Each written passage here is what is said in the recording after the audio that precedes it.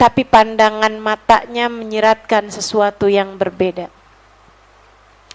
Pandangan matanya bukan mata saat dia lagi mabok, saat dia lagi maksa minta uang, saat dia lagi kasar sama saya, enggak gitu. Pandangan matanya mata yang punya cinta, mata yang punya takwa, mata yang punya kasih sayang. Terus dia sambil setengah nunduk-nunduk gitu nanya, dia bilang, Khadijah, kamu masih istri saya bukan? Saya bilang, yang punya hak cerai bukannya kamu. Selagi kamu belum menceraikan saya adalah istri kamu kan? Terus dia ganti pertanyaannya, maksud saya, kamu masih mau gak jadi istri saya? Maksudnya sesudah berbulan-bulan itu ya. Nah, itu 3 bulannya ini yang dia perginya tuh. Dari mulai awal tuh udah hampir setahun barangkali. Senengnya cuma 6 bulannya doang. Dia bilang, kamu masih mau gak jadi istri saya? Saya bilang, tentu saja. Saya istri kamu. Dan saya tetap mau jadi istri kamu. Saya sayang sama kamu. Orang takwa tuh. Orang takwa. Dia ngelihat suami sebagai jalan surga. Jadi dia sayang sama suaminya. Bukan suami orang.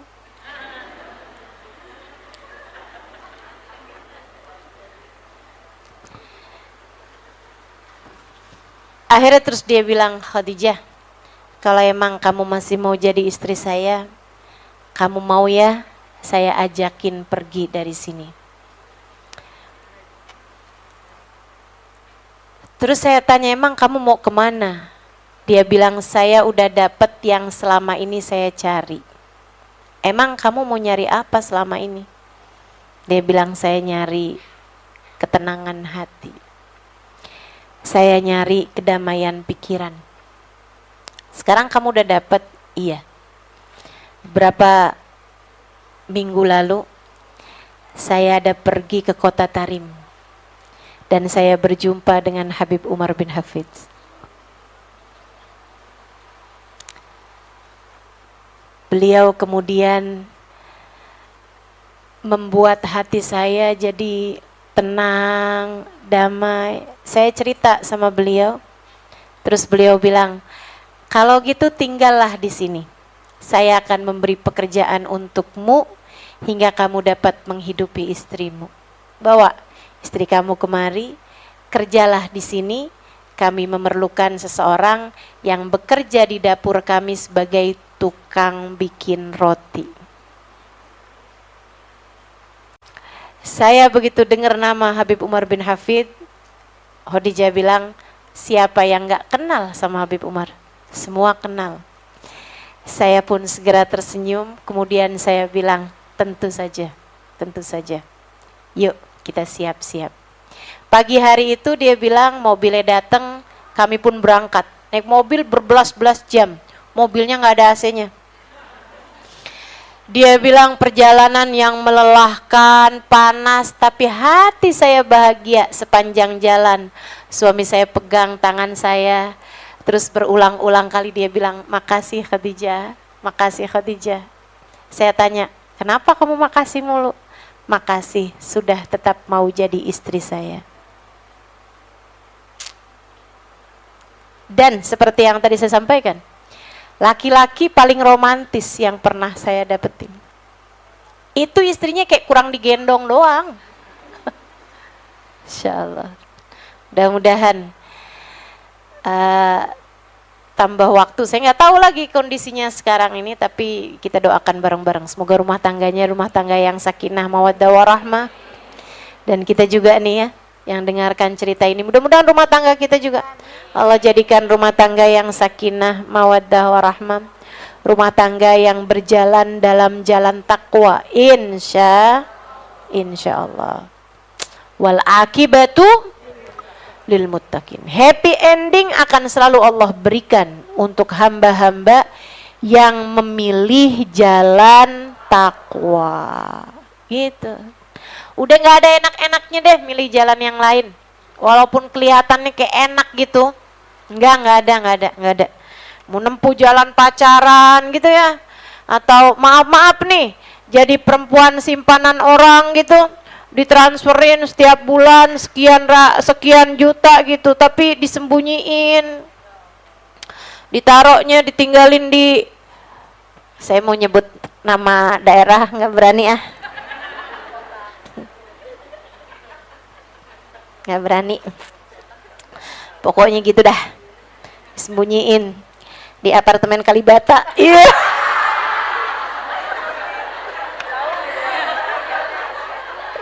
Disebut juga dah.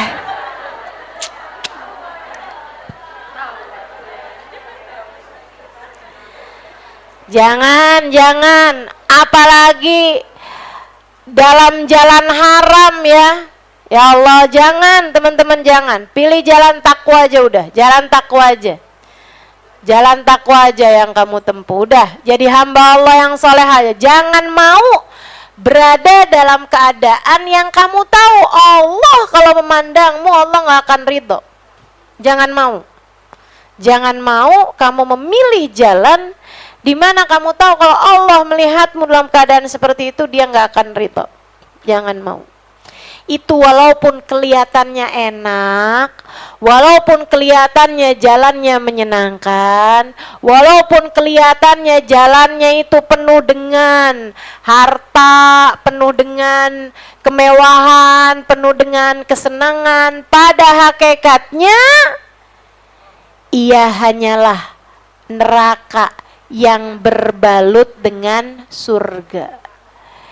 Di dalamnya tuh racun, cuman kelihatannya doang kayak madu gitu. Teman-teman sekalian, kelihatannya manis, nggak ada, itu racun. Itu racun. Kamu nanti akan teracuni teman-teman sekalian. Nanti kamu akan terkontaminasi. Kamu akan hancur bahkan di saat kamu nggak bisa balik lagi keluar sesudahnya. Jangan. Pilihlah terus jalan takwa. Biar kamu nggak ditinggal sama Allah Ta'ala. Biar kamu nggak ditinggal sama Nabi besar Muhammad sallallahu alaihi wa ala alihi wa sahbihi wasallam. Wa qala ta'ala, dan berfirman Allah Subhanahu wa taala dalam surat Al-Munafikun ayat 9. A'udzu billahi minasyaitonir rajim. Ya ayyuhalladzina amanu. Betul ya? La tulhikum amwalukum wala auladukum an dzikrillah. Wa may yaf'al dzalika faulaika humul khasirun. Wahai orang-orang yang beriman, jangan sampai hartamu ataupun anak-anakmu melalaikanmu dari mengingat Allah, melalaikanmu dari jalan Allah, melalaikanmu dari jalan surga, melalaikanmu dari jalan takwa, membuatmu tak lagi menempuh jalan yang seharusnya, membuatmu tidak lagi menjadikan ridha Allah sebagai tujuan hidupmu. Jangan sampai keinginanmu terhadap harta, keinginanmu terhadap membahagiakan keluarga. Ini Allah kok nyebutnya tentang wala auladukum. Saudara sekalian, ada banyak orang-orang tua yang jadi rusak karena keinginan untuk membahagiakan anak-anaknya. Keinginan buat nyenengin anak-anaknya, keinginan buat bisa beliin barang-barang buat anak-anaknya, sampai akhirnya membuat dia menghalalkan segala cara. Banyak apa nggak banyak? Banyak. Dari mulai yang kelas-kelas atas, korupsi, apalagi tuh, ya gitu dah ya, suap menyuap, nipu, dari yang modelannya gede-gedean seperti itu sampai yang kelas-kelas kecil-kecilan teman-teman, nyuri, maling, ngerampok, begal. Ya Allah, ya Allah. Banyak yang disebabkan karena pengen nyenengin istri, pengen nyenengin anak, biar anak nggak malu, biar istri nggak malu. Kesian suaminya, kesian bapaknya. Maka Allah bilang, la tulhikum amwalukum wala auladukum an dzikrillah. Jangan sampai harta bikin kamu lalai dari itu. Para istri, jangan sampai keinginanmu terhadap harta melupakanmu dari jalan menjadi istri yang solehah. Akhirnya kamu nuntut mulu sama suami. Akhirnya kamu minta mulu, ngerongrong mulu sama suami. Bukan lagi nuntut nih, naik rongrong. Udah nggak cukup ngerongrong nih, jadi menteror. Sampai suami takut bener. Tiap masuk rumah deg-degan. Diajakin nonton film horor sama temennya udah gak tertarik. Istri saya jauh lebih menyeramkan dari semua hantu yang pernah saya lihat di film-film horor. Ngeri bener. Asal lihat muka istrinya nanya gini, udah dapat bang? Itu mah bukan istri tuh, kamu tuh preman. Hentikan premanisme dalam rumah tangga. Abis itu kalau suaminya marah, kenceng, mukul, langsung dia merasa dirinya sebagai korban, lapor KDRT ke Polda. Teman-teman sekalian, enggak gitu ceritanya. Sebelum kamu keras terhadap, sebelum suamimu melakukan kekerasan dalam rumah tangga, rupanya kamu duluan selama ini yang telah melakukan kekerasan dalam rumah tangga terhadap suamimu. Betul kamu gak mukul dia, betul kamu gak nampar dia, betul, tapi kamu telah memukul perasaannya dengan kata-katamu. Kamu telah menampar harga dirinya dengan ucapan-ucapanmu. Jangan begitu teman-teman, jangan begitu. Kita belajar buat jadi istri yang solehah. Kita belajar buat jadi hamba Allah Subhanahu wa ta'ala yang taat padanya. Kita belajar buat nempuh jalan surga. Kita belajar buat nempuh jalan takwa. Insya Allah. Iya tuh ustazah dulu suka kayak gitu tuh ustazah. Dulu tuh kapan terakhir? Kemarin.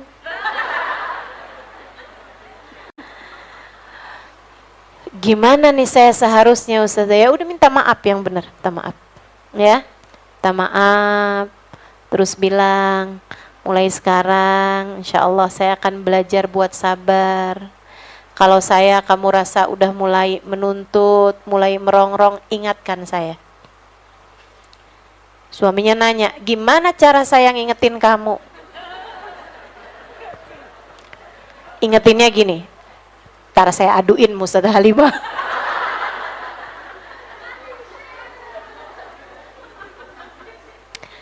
Nggak ingat kamu apa kata Ustazah Halimah? Atau gini nih suaminya ngingetin, nih hari Kamis kapan lagi sih? Kamis pengajian kapan lagi nih? Kayaknya kalau pulang ngaji rada beneran dah istri saya.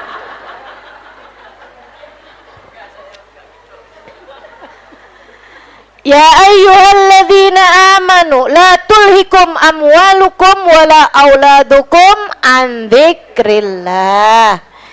Jangan sampai hartamu atau anakmu membuatmu lalai dari mengingat Allah, membuatmu lalai dari menempuh jalannya Allah, membuatmu salah arah sehingga lupa kepada jalan yang semestinya kamu tempuh. Wa may yaf'al dzalika, siapa yang berbuat yang seperti itu? Siapa yang harta membuat dia lalai sampai dia tidak lagi menjadi perempuan yang solehah, sholatnya berantakan, ibadahnya berantakan, hanya karena mencari harta, hanya karena bekerja meraup harta sebanyak-banyaknya, sampai berantakan jalan hidupnya, boro-boro ngaji dah, boro-boro pergi pengajian, bahkan sekedar sholat 5 waktu pun mulai berantakan. Tuh pertanda bahwa hartamu sudah sangat melalaikanmu. Sudah sangat melalaikanmu. Kata Habib Umar bin Hafid, kalau harta dan kerja membuatmu meninggalkan yang diwajibkan Allah, berarti hartamu itu harta yang tidak halal. Kata beliau nih, tunggu, masih ada kelanjutannya. Kalau hartamu dan pekerjaanmu membuatmu meninggalkan perkara sunnah yang selama ini kamu bisa kerjakan, jadi nggak kamu kerjakan gara-gara kamu sibuk mencari harta ataupun bekerja, sampai yang sunnah-sunnah kamu tinggalkan, hartamu tidak ada berkah di dalamnya. Hartamu nggak ada berkah di dalamnya. Kata Habib Umar bin Hafid. Ingat-ingetin ucapan beliau. Jadi kalau yang ini gara-gara kerja nih saya sampai susah nih mau sholat nih, tinggalin kerjanya. Bukan berarti kamu nggak harus kerja lagi gitu, boleh, tapi kamu tinggalkan kesibukannya itu loh. Apalagi kalau sebenarnya kamu sendiri yang jadi tuan atas pekerjaanmu, ya kamu berarti udah tahu-tahu diri. Begitu kan ya? Kamu udah harus tahu-tahu diri gitu. Kasih waktu buat kerjaanmu. Misalnya nih, jualan online, kan kamu tuannya. Kamu tuannya, kamu yang ngatur. Wah, kalau nggak bisa nih Ustazah, sibuk banget nih emang nih saya nih, akhirnya yang sunnah-sunnah jadi berantakan, yang fardu-fardu juga. Habisnya kerjaan nih emang udah semakin gede. Ya kamu jangan pelit, cari pegawai. Cari orang yang bisa bantuin kerjaan kamu. Saya nggak bisa ngaji Ustazah di Ahbabu Zahra, minta maaf deh sekarang saya sibuk. Sibuk ngapain? Jualan online Ustazah, frozenan. Bikin pastel. Bikin samosa gitu kan. Ya kalau kamu ngerasa kerjaan kamu banyak Ustazah, yang pesen banyak, wah pokoknya saya nggak keburu dah pergi ngaji, maaf. Kalau emang kayak gitu, ya kamu cari orang, kemudian kamu ajarin, wah nanti resepnya ketahuan Ustazah. Emang kamu yang menciptakan resep itu? Nah kamu kan juga nyontoh dari orang lain, ya bismillah, asal kamu baik sama pegawai kamu, dia kamu bayar dengan semestinya, nggak usah takut rezeki kamu ditapam ambil orang. Kamu pikir selama ini yang makan pastel semua makan pastel kamu? Ada juga orang lain jualan pastel, laku juga, tenang aja. Kan begitu ya? Cari orang, gitu kan? Jangan mau diperbudak mah harta. Jangan mau diperbudak mah kerja, teman-teman. Diperbudak tuh maunya sama yang satu aja, namanya Allah. Udah tuh. Jadi tuan kita tuh biarin Allah aja udah. Enak kalau tuan kita Allah, kita kerjanya sama Allah, enak, teman-teman, enak. Percaya saya enak. Kerjanya santai, rezekinya lancar. Kenapa bisa begitu? Nah Allah kan udah bilang, man yattaqillah yaj'al lahu makhraja wa yarzuqhu min haitsu la yahtasib. Oh, udah jelas Allah kasih jalannya kok, takwa. Udah siapa yang bertakwa, Allah akan kasih jalan keluar setiap permasalahan, Allah akan kasih dia rezeki bahkan dari arah yang tidak dia sangka-sangka. Udah tenang aja. Gitu enak tuh. Ya. Siapa yang diperbudak mah hartanya, siapa yang diperbudak mah kerjaannya, siapa yang harta dan pekerjaan, anak-anak, keluarga membuat dia meninggalkan jalan Allah Subhanahu wa taala, membuat dia lupa pada Allah Subhanahu wa taala, faulaika humul khasirun. Mereka adalah orang-orang yang rugi. meski sebesar apapun bisnisnya. Mereka adalah orang-orang yang hancur meski selancar apapun usahanya. Hancur. Udah Allah cerita kayak begini, hancur. Hancurnya kayak gimana Ustazah? Ya segala macam cara Allah. Kalau nggak percaya cara Allah menghancurkan orang, buka TV dah. Baca berita, isinya kayak gitu semuanya. Betul apa enggak? Orang-orang yang asalnya menjabat kemudian jadi hancur. Orang-orang yang asalnya duitnya banyak kemudian jadi hancur. Orang-orang yang asalnya usahanya lancar segala macam kemudian jadi jatuh. Waduh, udah deh, kalau udah jalan takwa nggak kamu tempuh, dah. Faulaika humul khasirun. Atau kalau nggak dihancurkan dengan hal-hal yang seperti itu dari usahanya, Allah hancurkan yang lain-lain. Dan ini paling takut nih, paling susah. Teman-teman saya sekalian, Allah seringkali menghancurkan orang-orang yang dia murka lewat jalur orang-orang yang paling dia cinta di dunia. Anak kena narkoba, suami yang tidak lagi mencintainya, suami yang lihat istrinya bawaannya udah gak cinta aja, meski secantik apapun istrinya berusaha. Kenapa bisa kayak begitu tuh? Yaitu dia terlalaikan dari jalan Allah. Kalau udah yang haram-haram masuk dalam perutnya, udah Allah akan halangkan dia dari menikmati yang halal. Selalu ingat hadis Nabi Muhammad. Man lam yubali min ayyi babin dakhala alaihi rizq, lam yubalillah min ayyi wadin min audiyati jahannam ahlakah. Siapa yang tidak peduli rezeki masuk lewat pintu yang mana, Allah pun tidak peduli di lembah neraka jahanam yang mana Allah akan hancurkan dia. Itu nggak cuman berlaku buat di akhirat, dari sejak di dunia. Allah selalu punya cara untuk menghancurkan dia. Dan seringnya dihancurkan lewat orang-orang yang paling dia cinta. Karena teman-teman, ngelihat diri sendiri sakit tuh sakit. Tapi lebih sakit lagi kalau ngelihat anak yang kita cintai sakit. Betul? Betul? Hati diuji tuh susah. Tapi lebih susah lagi kalau kita ngelihat hati suami kita diuji dengan mencintai perempuan lain misalnya. Susah hati kamu, sedih hati kamu, bukan? Makanya jangan mau urusan yang haram-haram, tutup pintu aja udah, tutup pintu aja. Dari harta yang haram, tutuplah pintumu. Dari kesibukan yang membuatmu lalai dari mengingat Allah, tutuplah pintumu. Ini udah nggak bener nih.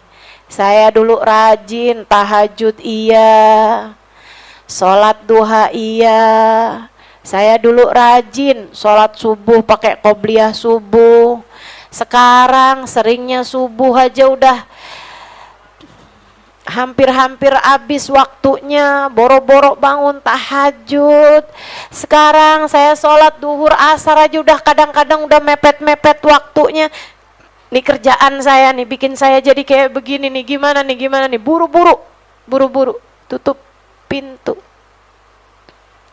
Tinggalin kesibukannya. Kalau ada pekerjaan yang membuatmu sampai jadi nggak keburu buat sholat, tinggalin kerjaannya, tenang. Bukan bosmu yang ngasih kamu rezeki, bukan. Yang ngasih rezeki itu dari dulu satu, namanya Huwa Razzaq Dzul Quwwatil Matin. Allah lah satu sang pemberi rizki, dialah pemilik kekuatan yang sesungguhnya. Nggak usah takut. Ninggalin hal-hal yang membuatmu lupa kepada Allah, jangan takut. Teman-teman saya sekalian, justru takutlah kamu ketika pekerjaanmu membuatmu lupa kepada Allah. Di saat hartamu membuatmu lupa kepada Allah. Di saat anak-anakmu membuatmu lalai dari Allah. Kamu harus takut. Sebab Allah mengancamkan, wa may yaf'al dzalika faulaika humul khasirun. Siapa yang mengerjakan hal yang demikian, maka mereka adalah orang-orang yang rugi. Wa qala ta'ala, Allah Subhanahu wa taala juga berfirman, innama amwalukum wa auladukum fitnah. Sesungguhnya hartamu dan anakmu adalah fitnah, adalah ujian. Adalah ujian. Harus kamu jalankan dengan cara yang terbaik, membuatmu tetap menjadi hamba Allah yang diridhoi olehnya, membuatmu tetap berada dalam jalan takwanya Allah Subhanahu wa ta'ala. Wa sallallahu ala sayyidina Muhammadin wa ala alihi wasallam walhamdulillahi rabbil. Saya tidak akan panjang lebar menceritakan tentang hari Tasu'a dan Asyura. Apa yang terjadi pada hari Asyura itu saya nggak akan panjang-panjang memberikan kepadamu keterangan. Saya sudah menerangkan kemarin tuh. Kalau yang mau bisa dengarkan di YouTube saya hari kemarin kajian di As-Sofa, ya. Karena waktu, tapi saya akan menceritakan padamu tentang apa yang harus kamu lakukan di tanggal 9 dan juga tanggal 10. Teman-teman saya sekalian, tanggal 9 jatuhnya hari Kamis minggu depan. Kamu disunahkan hari tersebut buat puasa. Puasa aja udah. Nggak ada amalan-amalan berfadilah yang lain, karena memang hari Tasu'a itu bukan hari yang dimuliakan dengan sendirinya. Ia hanya jadi kayak semacam pembukaan buat hari mulia yang sebenarnya yang adalah hari Asyura.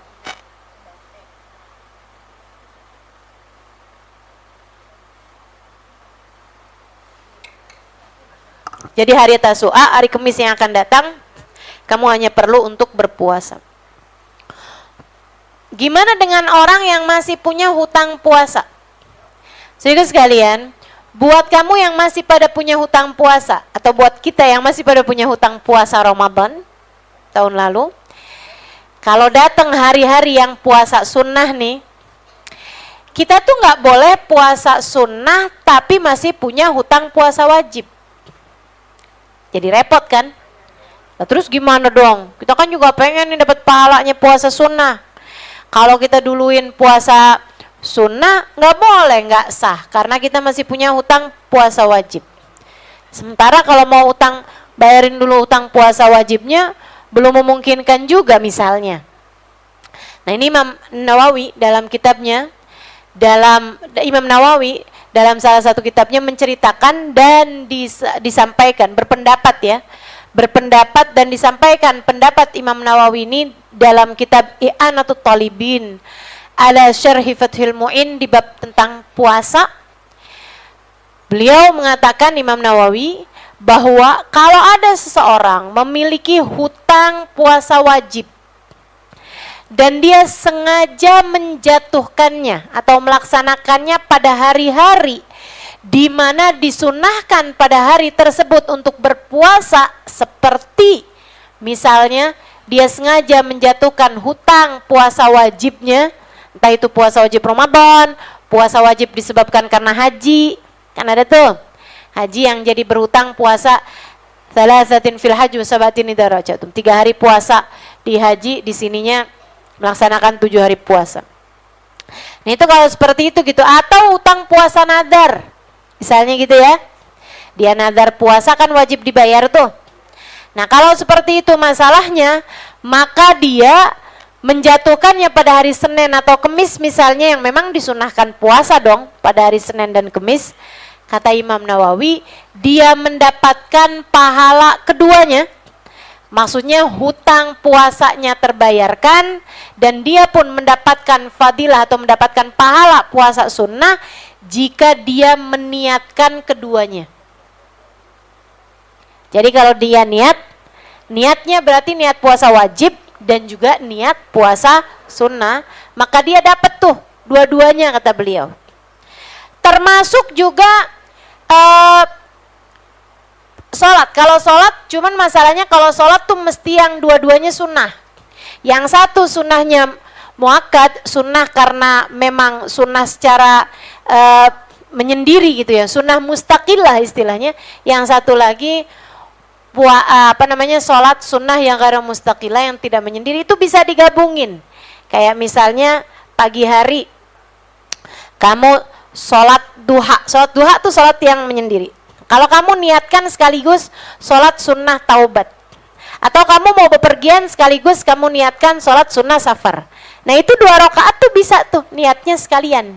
Usolli sunnatud duha wa sunnatis safar wa sunnatit taubah rakaataini lillahi ta'ala. Yang penting dua-duanya sama-sama sunnah. Tapi kalau yang 2 rakaat itu wajib sholat fardu subuh yang kesiangan, usolli fardu subhi wa sunnatid duha wa sunnatit taubah wa sunnatis safar rakaataini lillahi ta'ala, yang ngaco itu. Sehingga sekalian saya muliakannya, kembali kepada puasa kayak gitu tuh. Jadi niatnya gimana nih kan? Nah kalau puasa nih bisa wajib sama sunnah. Kalau sholat dua-duanya sunnah tuh bisa. Yang satu mustaqilah, yang satu ghair mustaqilah. Nah yang puasa nih nanti niatnya gini nih. Hari Kamis ya, Kamis depan, seminggu lagi. Nawaitu sauma ghadin an qada'i fardi syahri Ramadan wa an sunnati yaumil khamis wa tasu'a lillahi ta'ala. Gitu. Berarti jadi gabung 3 tuh. Niat fardu qada, niat qada puasa, qada Ramadan, sama niat puasa Kemis, sama niat puasa Tasu'a, sama niat puasa bulan Muharram. Karena sebaik-baik puasa sesudah Ramadan adalah puasa bulan Muharram. Tuh, enak tuh. Ustazah kalau kagak hafal bahasa Arabnya gimana? Ada bahasa Indonesia aja. Ya. Ya Allah, saya niat puasa besok buat qada puasa Ramadan saya, sama juga niat puasa hari Kamis, sama juga niat puasa hari Tasu'a, sama juga niat puasa bulan Muharram. Lillahi ta'ala. Kenapa?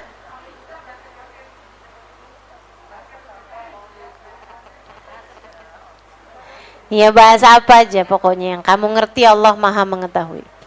Kemudian yang besoknya, nah baru nih, namanya hari Asyura, hari mulia. Hari Allah memberikan banyak karunia kepada para nabi-nabinya. Ini sih kalau saya liatin sih ya, konsep hari kasih sayang tuh sebenarnya hari Asyura. Hari kasih sayang tuh hari Asyura. Hari Allah banyak memberikan hadiah-hadiah kepada para nabi-nabinya Allah Subhanahu wa taala pada hari tersebut gitu. Allah hari menyelamatkan Nabi Yunus, hari Allah menyelamatkan Nabi Nuh, hari Allah menyelamatkan Nabi Ayub, hari Allah menyelamatkan Nabi Daud, hari Allah menyelamatkan Nabi Musa. Hari penting-penting banyak Allah Subhanahu wa taala karuniakan kepada para nabi-nabinya tepat pada tanggal 10 Muharram atau hari Asyura. Maka hari penting nih besok nih Asyura nih ya. Jatuhnya tanggal 28 Juli. Atau tentu saja tanggal Asyura itu dari kata asyara artinya adalah 10. Jatuhnya tanggal 10 Muharram, hari Jumat. Oh. Jadi double-double tuh kemuliaannya tuh. Hari Asyura aja udah mulia banget, ditambah lagi jatuhnya Asyura pada hari Jumat yang merupakan Sayyidul Ayyam dan merupakan hari di mana amal soleh berlipat ganda 10 kali lipat. Jadi besok nih Asyuranya setara dengan 10 Asyura. 10 kali Asyura maksud saya. Double-double 10 kali kita dapat tanggal 10 Muharram. Alhamdulillah. Ngapain aja tuh? ada amalan-amalannya itu terbagi 3. Ada amalan yang jatuh perintahnya itu perintah sunnah yang muakkadah, jangan sampai kamu tinggalkan, karena kalau ditinggalkan rugi banget dah pokoknya. Ada hadisnya dan sahih hadisnya, Nabi Muhammad pun senantiasa melaksanakannya. Ada amalan yang begitu. Ada juga amalan yang kedua, amalan yang sunnah tapi ghair muakkad. Sunnah tapi enggak dikuatkan, enggak kuat gitu sunnahnya. Ya sebaiknya juga kita kerjakan, karena memang perkara sunnah ya kan. Meskipun hadisnya itu ada, tapi hadisnya hadis yang dhaif. Nah hadis yang dhaif ini boleh kok diamalkan untuk fadhailul a'mal, untuk amal-amal yang berfadilah. Gitu ya. Ada jenis amalnya nih nanti akan saya sampaikan. Itu jenis amal yang kedua ini. Sunnah tapi ghair muakkadah. Artinya sunnahnya itu di bawah yang pertama tadi itu. Kalau yang pertama tuh boleh jangan ditinggalkan. Kalau yang kedua ini sebaiknya dilaksanakan. Ya, sebaiknya juga jangan ditinggalkan juga. Nah, kemudian yang ketiganya, boleh kamu kerjakan, boleh nggak kamu kerjakan. Kenapa gitu? Karena nggak ada hadisnya baik sahih maupun dhaif. Tapi karena ada ulama yang bilang ya kerjain aja, atau enggak juga nggak apa-apa juga. Gitu. Kita akan bahas amalan jenis pertama yang jangan sampai kamu tinggalkan pada hari Asyura itu. Hanya ada 2 jenis amal, masahhafi, sesuatu yang sahih hadisnya tentang hari Asyura itu ada 2 amalan. Yang pertama puasa. Hadisnya sahih. Inna shaum yaum Asyura yukaffir dzunub sanah. Kata Nabi, sesungguhnya puasa hari Asyura menghapuskan dosa 2 tahun. Menghapuskan dosa 1 tahun, mohon maaf. Yang 2 tahun adalah hari Arafah yang udah berlalu kemarin. Inna shaum yaum Asyura yukaffir dzunub sanah. Puasa hari Asyura menghapuskan dosa 1 tahun. Jadi jangan tinggal puasanya. Teman-teman sekalian, kabarnya bahkan seperti yang saya baca dalam kitab I'anatul Talibin, syarahnya Fathul Mu'in di bab tentang puasa, puasa Asyura ini kana wajiban qabla an aujaballah faridat shaum Ramadan. Qabla Ramadan. Dulu puasa Asyura ini hukumnya wajib sebelum diwajibkannya puasa pada bulan Ramadan. Nah, sesudah Allah wajibkan puasa bulan Ramadan, puasa-puasa yang sebelumnya sunnah, sebelumnya wajib, Allah Subhanahu wa taala ganti hukumnya, dinasakh, diganti sama Allah Subhanahu wa taala hukumnya menjadi berhukum puasa sunnah. Karenanya puasa hari Asyura ini adalah salah satu jenis puasa yang tidak pernah ditinggalkan Nabi Muhammad sallallahu alaihi wasallam ba'dal Islam. Sesudah Islam, itu Allah Subhanahu wa taala selalu tuh memerintahkan Nabi buat puasa Asyura, karenanya Nabi Muhammad gak pernah tinggal puasa hari Asyura. Kamu kalau ninggal puasa hari Asyura, ikutan siapa?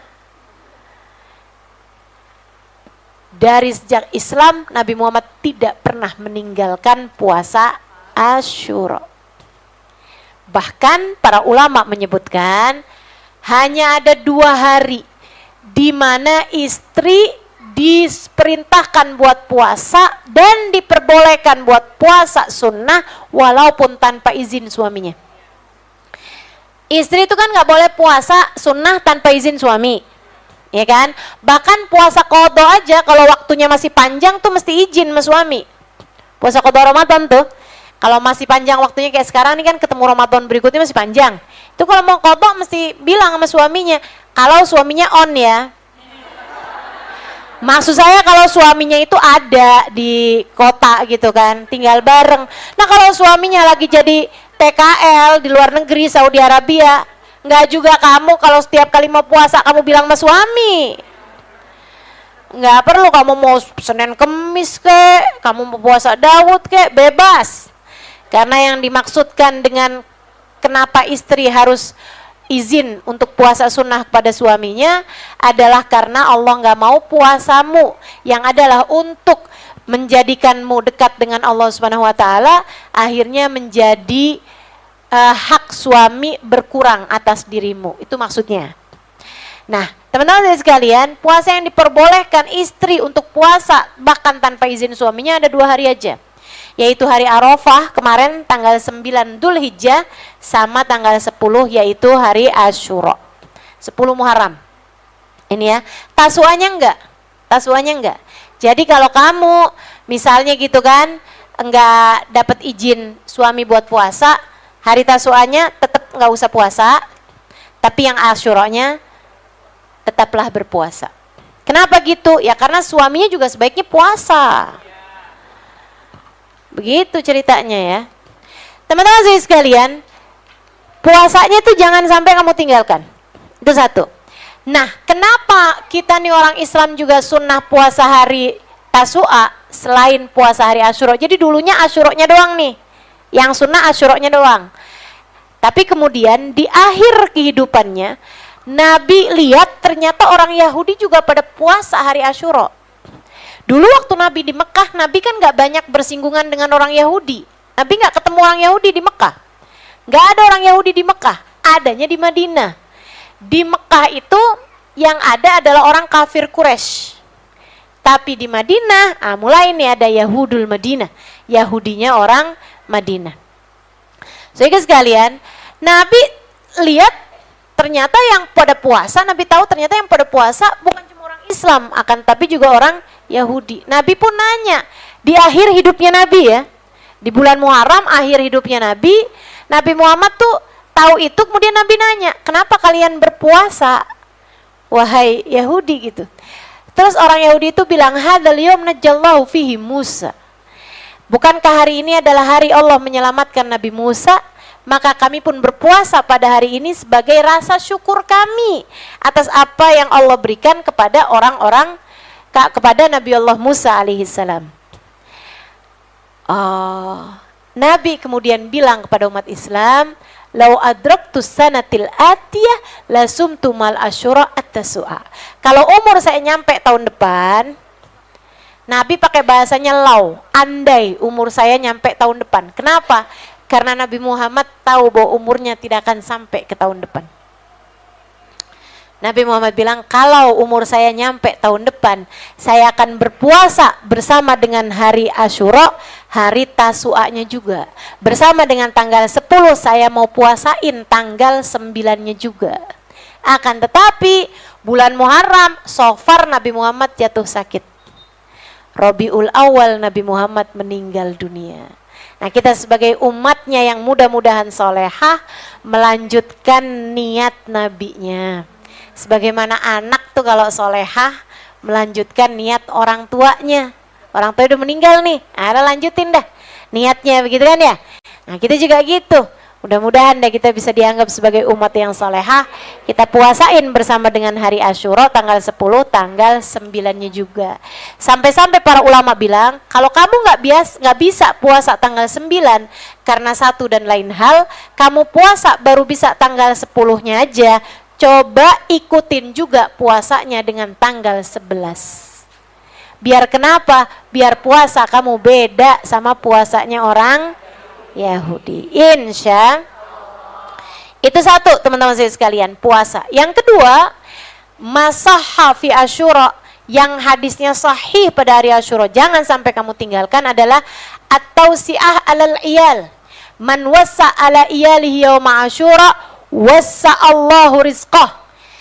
Siapa yang meluaskan nafkah, meluaskan rezeki, meluaskan uang belanja, uang jajan keluarganya pada hari Asyura, uang saku keluarganya pada hari Asyura, dia luaskan, dia tambahi, maka Allah akan meluaskan rizkinya. Dalam satu riwayat sepanjang tahun. Jadi bagi para ibu yang biasa ngasih uang jajan anak-anaknya, hari Asyura lebihin, hari Asyura tambahin, kalau bisa hari Asyura gandain, lipetin. Biasanya 10.000 tambahin, gitu dah, terserah pokoknya, tambahin biar seneng. Kenapa gitu? Hari Allah banyak memberikan kasih sayang kepada orang lain, kepada hamba-hambanya. Kalau kamu hari tersebut menyayangi anak-anakmu, menyayangi orang-orang yang bersamamu, insya Allah kasih sayang Allah berhasil kamu dapatkan. Tenang aja, janjinya kata Nabi Muhammad, Allah akan mudahkan rezekimu sepanjang tahun. Itu, ya kan? Udah tuh gak usah hitung-hitungan. Siapa aja dah yang bisa kamu kasih. Hari Asyura kamu kasihin. Anak-anak, mungkin yang pada punya ART, ya, asisten rumah tangga yang kerja di rumah, kasih. Gitu kan? Udah ada punya siapa orang-orang sekelilingmu yang biasa kamu kasih. Gak usah takut teman-teman saya sekalian. Rezeki itu dari Allah juga kok. Jangan kebanyakan hitung-hitungan berapa ya enaknya ya. 100.000 aja, jangan dah. 50 aja, jangan dah. 20.000 aja. Ujung-ujungnya 5.000. Sehingga sekalian saya muliakan, yuk bismillah, bismillah. Dipersiapkan ya, hari Asyura.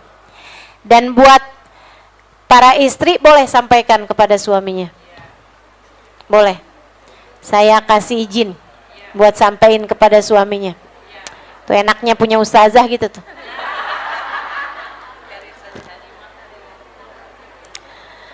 Tadi dapat ilmu baru, Bang. Saya kan suka kesian lihat abang suka susah nyari rezeki.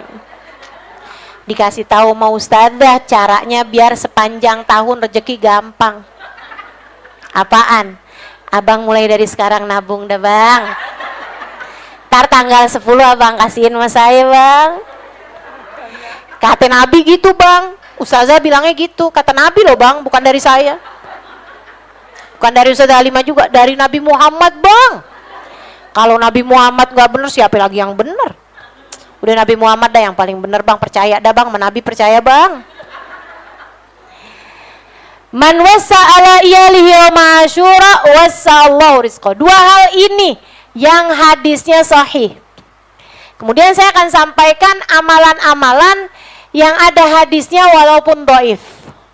Ya, hari Asyura sebaiknya juga jangan kamu lewatkan. Apa tuh? Menyantuni anak yatim, mengusap kepala anak yatim. Siapa yang mengusap kepala anak yatim pada hari Asyura, Allah akan berikan padanya pahala sebanyak helai rambut yang dia usap. Allah akan berikan padanya kebaikan sebanyak helai rambut yang dia usap. Maka carilah anak-anak yatim, terutama yang gondrong.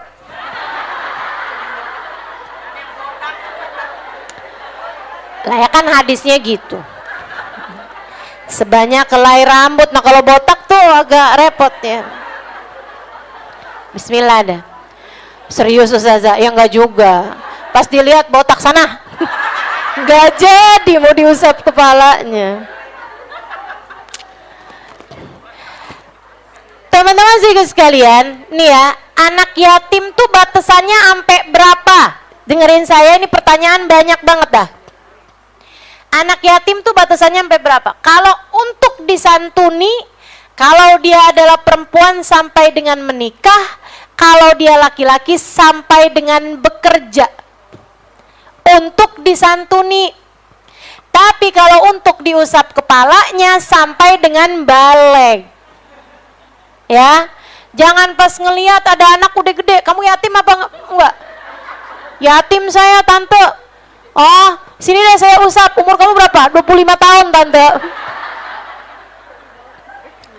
Ya ngaco-ngaco itu ya. Jangan gitu teman-teman sekalian. Atau ibu-ibu nih ntar bilang sama suaminya, Bang, daripada nyari anak yatim susah-susah, Bang, aneh juga yatim lah, minta diusap. Jadi kalau urusan santunan itu sampai dengan balik ya. Kalau udah balik udah enggak sunnah lagi buat diusap kepalanya gitu. Tapi kalau untuk disantuni sampai dengan anak tersebut menikah kalau perempuan, atau sampai dengan bekerja kalau dia adalah laki-laki atau perempuan. Nah kalau perempuan juga kalau dia udah kerja gitu, kalau zaman sekarang kan banyak juga anak-anak perempuan yang udah kerja gitu, nah itu juga udah nggak perlu lagi disantuni gitu. Santuni kan dikasih uang gitu ya. Dan untuk santunan ini teman-teman, khusus untuk anak yatim yang miskin. Khusus untuk anak yatim yang miskin. Kalau untuk disantuni yang membutuhkan gitu. Kalau dia dapat warisan banyak, bahkan dia lebih kaya daripada kamu. Ntar kamu santunin, kasih uang 100.000 gitu kan. Dia uang jajannya aja 200.000 tiap hari. Nggak perlu gitu. Jadi yang perlu disantuni adalah anak yatim yang membutuhkan. Tapi kalau untuk diusap kepalanya, walaupun dia adalah seorang anak yatim yang mampu, tetap sunnah tuh. Tetap sunnah hari itu untuk diusap kepalanya. Gitu ya. Kasih aja hadiah kalau kamu nggak mau santunin gitu kan. Nah, kalau dibeliin makanan, beliin coklat, beliin apa kan, walaupun dia orang mampu juga ya nggak apa-apa gitu. Begitu ya teman-teman sekalian, jelas ini ya, anak yatim. Baik, nah saya sarankan kalau teman-teman bikin acara santunan anak yatim pada hari Asyura, jangan hanya khusus untuk anak yatim. Khawatir menimbulkan kecemburuan di tengah masyarakat kita, khawatir anak-anak yang miskin-miskin, yang lebih miskin bahkan dari anak-anak yatim, tapi orang tuanya masih ada, bapaknya ada tapi udah sakit-sakitan, bapaknya ada tapi ninggalin dia entah kemana, bapaknya ada tapi nggak bertanggung jawab, kan banyak tuh yang kayak gitu, banyak ya. Khawatirnya nanti malah anak-anak itu berharap andai bapaknya meninggal. Betul nggak? Jangan sampai itu terjadi di tengah masyarakat kita gitu. Ih, enak ya kamu yatim. Ntar gitu tuh, yang miskin-miskin. Gitu kan, enak ya kamu yatim, banyak dapat santunan nih hari, saya nggak dapet nih. Habisnya kan bapak saya masih ada. Jadi nyeselin keberadaan ayahnya gitu. Nah jangan, teman-teman sekalian, buat santunan untuk yatim dan duafa. Karena di tengah masyarakat kita juga banyak anak-anak yang nggak yatim akan tetapi duafa. Mereka miskin dan sangat memerlukan. Jelas ya? Dan kalau kamu ngumpulin harta, ngumpulin duit buat anak-anak yatim dan duafa, hati-hati, hati-hati, hati-hati. Jangan dipakai buat acara duitnya. Jangan dipakai buat ngasih ustazahnya yang isi acaranya. Hati-hati, hati-hati. Kalau bahasanya santunan yatim dan duafa, maka itu menjadi hak mereka yang yatim dan duafa, tidak diperkenankan dipakai untuk urusan yang lain. Apalagi kalau dipakai buat iuran panitia, buat makan-makannya panitia. Hati-hati, jangan sampai kamu pikir kamu sudah beribadah, ternyata kamu sebenarnya sedang makan harta anak yatim. A'udzubillahi minasyaitonirrajim. Alladzina ya'kuluna amwalal yatama dzulman innama ya'kuluna fi butunihim nara wa sayaslawna sa'ira. Sesungguhnya orang-orang yang makan harta anak yatim secara zalim, dia sama saja kayak memakan api di dalam perutnya. Dan kelak dia akan masuk ke dalam api neraka yang berkobar-kobar. Na'udzubillah min dzalik. Hati-hati. Hati-hati teman-teman saya sekalian. Terus gimana dong Ustazah? Kita kan mau bikin acara santunan anak yatim dan duafa, kan pakai ada acaranya gitu kan. Ya kamu minta sumbangannya sama orang-orang. Kalau memang kamu merasa seperti itu, yang jelas aja kita mau bikin acara nih buat anak yatim dan duafa, acaranya santunan. Ini duitnya nanti dipakai buat acaranya juga nih. Jelas, mesti jelas. Itu namanya hibah bisyarat teman-teman. Orang ngasihnya kan pakai persyaratan buat apa. Nah itu harus jelas gitu. Kalau memang kamu seperti itu, atau lebih baik santunannya buat yatim dan duafa aja, panitianya aja yang kumpul-kumpulin duit buat bikin acaranya. Atau kalau kamu nggak mampu buat bikin acaranya dari uang yang selain daripada uang santunan tersebut, teman-teman saya sekalian, nggak usah bikin acara, langsung aja duitnya dibagi-bagiin. Ya kan ya? Ini biar kita nih lebih hati-hati sama urusan duit, teman-teman. Saya sampaikan ini nih biar kita semuanya lebih hati-hati dalam urusan uang. Oke, baik. Santunan anak yatim, apalagi yang disunahkan hari itu? Jengukin orang sakit, apalagi yang disunahkan hari itu? Berziarah atau berkunjung kepada orang-orang soleh. Untuk kamu mendapatkan doa-doa dari para guru, dari orang-orang soleh gitu ya. Itu juga bagus tuh. Pokoknya ini intinya adalah inti kasih sayang. Intinya adalah hari kasih sayang. Kamu saling menyayangi biar dapat rahmatnya Allah. Kamu datangi orang-orang soleh, kamu minta doa dari mereka gitu kan. Nah kemudian lagi bersedekah.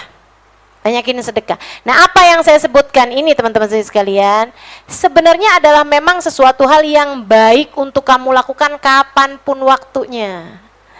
Makanya biar kata nggak ada hadisnya, itu emang bagus aja kamu kerjakan kapanpun waktunya gitu. Andai nggak ada hadisnya, apalagi ini ada hadisnya meskipun dhaif. Jadi silahkan dikerjakan. Kemudian yang terakhir, amalan-amalan yang kamu kerjain boleh, enggak juga nggak apa-apa juga gitu. Karena memang tidak ada hadisnya secara sahih ataupun dhaif.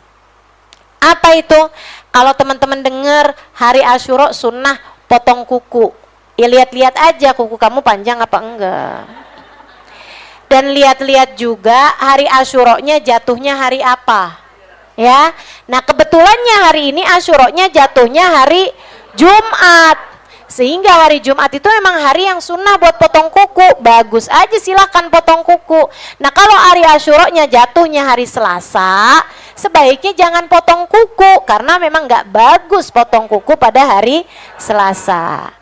Gitu ya. Kemudian yang kedua lagi, kalau kamu dengar hari Asyura itu kamu sunnahnya mandi, saya yakin sih ibu-ibu biar kata hari apa juga pasti mandi ya Bu ya. Ya udah mandi mah mandi aja gitu.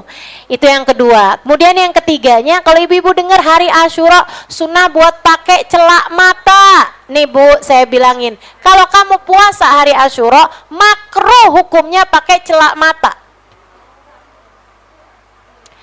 Makruh hukumnya pakai celak mata sedang kamu dalam keadaan berpuasa. Jadi kalau kamu mau juga pakai celak mata hari Asyura, teman-teman saya sekalian, pakailah sebelum adzan subuh. Sahur tuh pakai dah celak mata. Bismillah, insya Allah. Apalagi kalau kamu pakai celak matanya celak mata ismit, itu sunnah. Nabi Muhammad pakai celak mata kok gitu. Dan Nabi Muhammad pakai celak matanya celak mata namanya ismit. Warnanya agak kemerahan kayak merah bata gitu ya. Itu yang biasa dipakai baginda kita Nabi besar Muhammad sallallahu alaihi wasallam. Jadi kalau kamu mau pakai sekali lagi sebelum subuh atau di waktu malam gitu ya. Baik, itu adalah hal-hal yang insya Allah akan kita kerjakan. Oh ya, tambahan lagi, ada yang masuk dalam yang ada hadisnya meskipun nggak sahih ya, meskipun hadisnya dhaif, itu adalah membaca ayat kursi 360 kali, diawali dengan membaca Bismillahirrahmanirrahim setiap awalnya. Untuk setiap ayat kursinya juga membaca Al-Ikhlas, surat Qul Huwallahu Ahad kalau bisa sampai dengan 1000 kali.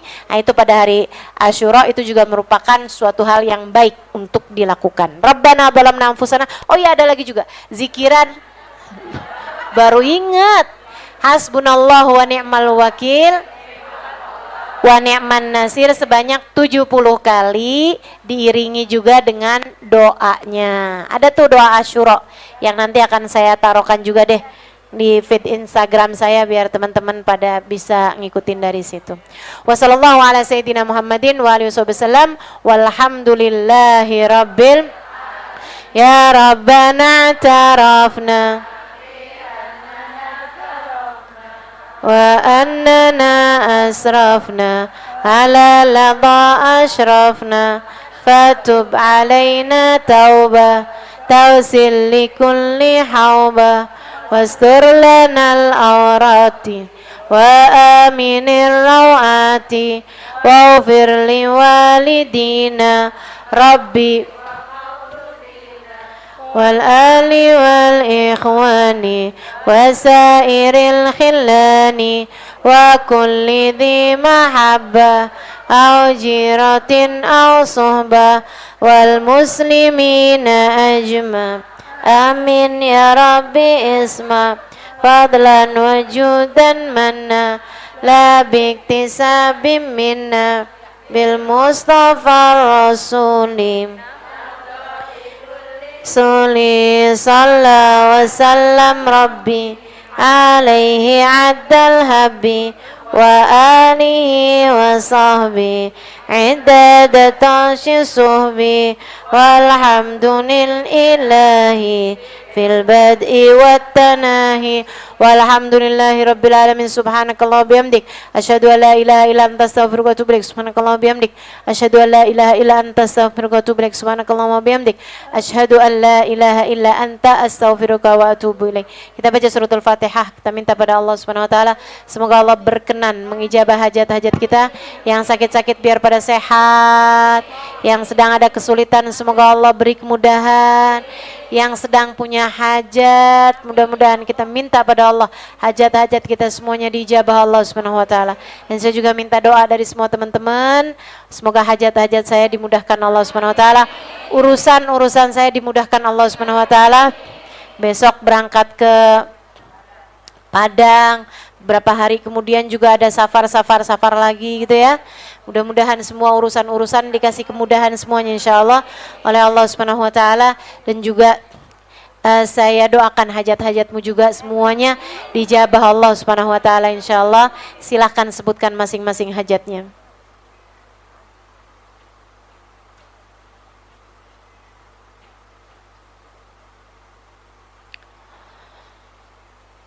على هذه النية بكل نية صالحة جامعة شاملة إلى حضرة النبي محمد صلى الله عليه وآله وسلم. الفاتحة.